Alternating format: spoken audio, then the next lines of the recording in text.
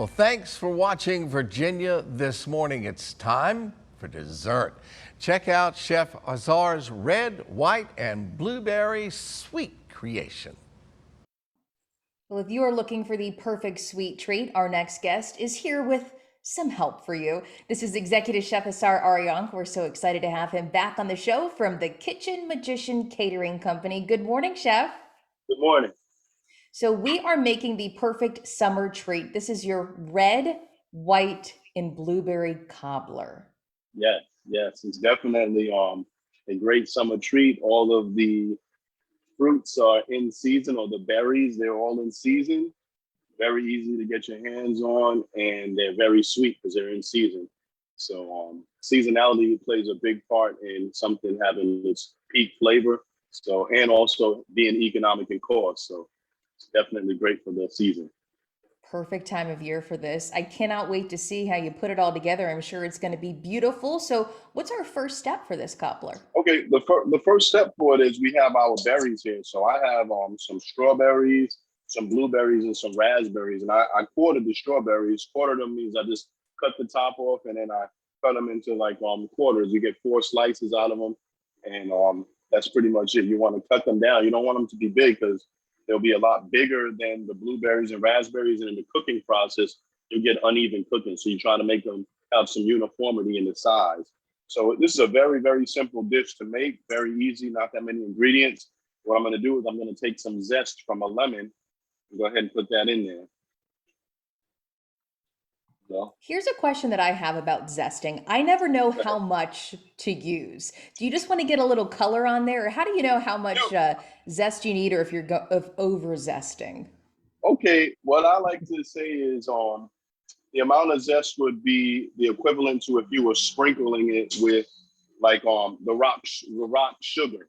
You don't want to just Okay. have it completely covered, or if you were garnishing something with sesame seeds, just a sprinkling over everything, just a little bit goes a long way, because you know it has the essential oils are inside of the skin of the lemon, so it's very, Hmm. very strong. It has a very, very powerful flavor profile, so you don't need much of it. So a little bit goes a long way.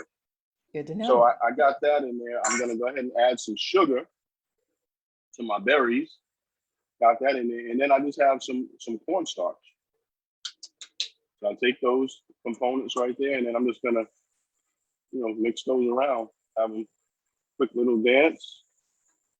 And I can smell that lemon zest really powerful. We're working on getting that smell-o-vision activated so you can smell that as well. We're not quite there yet. Soon, Almost. soon. Okay, so I got that all mixed up. I'm gonna go ahead and put that in this dish right here. So boom, our berries are already done. So the next step we're gonna do is we're gonna make the cobbler topping, which is something very simple. I know a lot of people might be intimidated, like, oh man, I don't want to try this, but it's very easy. It's just a few ingredients and it's not hard at all. So I have some all-purpose flour right here. I'm gonna go ahead and I'm gonna add some sugar to it. I have the sugar in there. I'm gonna add some baking powder. Baking powder is gonna help with leavening, with the dough rising up, and once you add the butter in at the end, this is what creates that crunchy or that crusty crust that you're looking for. The Hmm. leavening creates air pockets in between, and when I mix this up by hand, you're gonna see what's called marbling in the dough. That's where you can see little chunks of butter within it, and when it's cooking, the heat will slowly melt the butter, and that will create an air pocket that will now make crunchiness. So that's Okay. why you want to do that. Okay, so now, and I have cold butter here. I have some cubed cold butter. It has to be cold. If the butter is room temperature or soft, it won't create the marbling that we're looking for. So I'm going to go ahead and put Okay. that in there. Now, I'm going to use these tools to just go ahead and mix that up. And mix it up by hand. And I'm just squeezing it. And then once it forms into little, small, like pea-like shapes, that's when the flour and the butter is all combined. Then I'm going to go ahead and put my cream in there to finish it off. So this process right here won't take anything about 30 seconds or so. And you're just doing this by hand, and you're going to have little bits of butter, little butter bites all throughout it.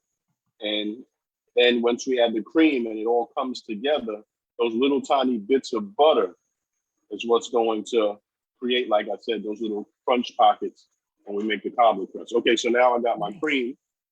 Okay. Go ahead and pour my cream in there a little bit.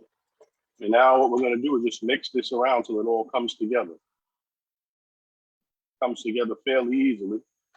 A lot of the times we can use, you know, machines and mixers and stuff, but those, they create heat. And if you overmix them, those instruments get hot with the friction it's creating, and it'll melt your butter. So if you So are you see, still using your hand with the cream to mix? Okay. yes, that's it. You see how that all came together very easily, Yeah. and it took me like 30 seconds. So now what I'm going to do is just formulate this into a ball.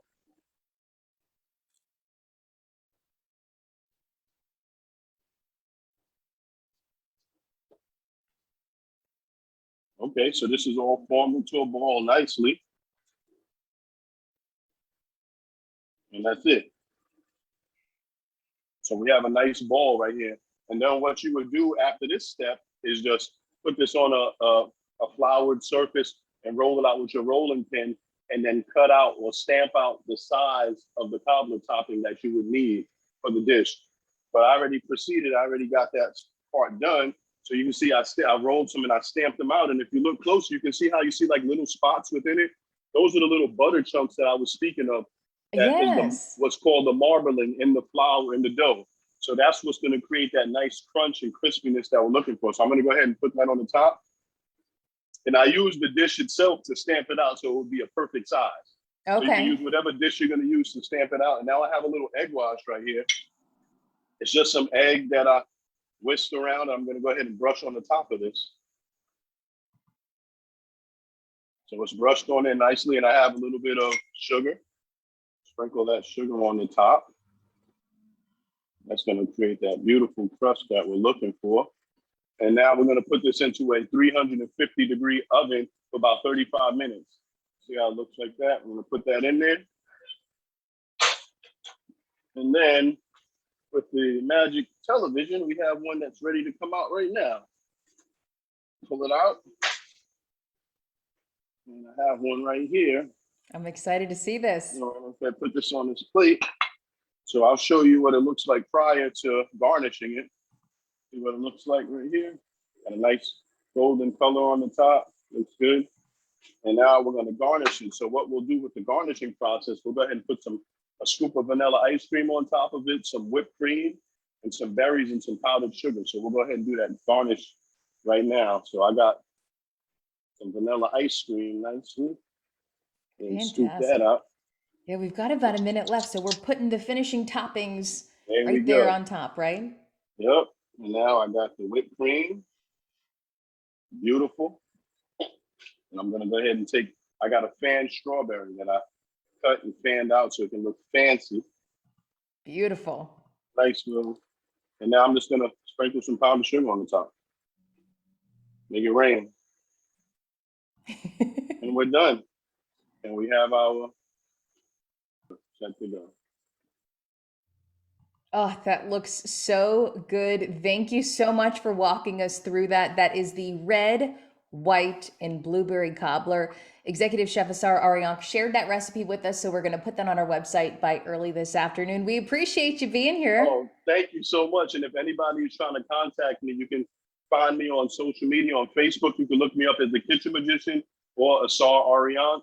On Instagram, I'm at Kitchen Magician Catering, and my website is kitchenmagiciancatering.com. Fantastic. Thank you so much. You're welcome.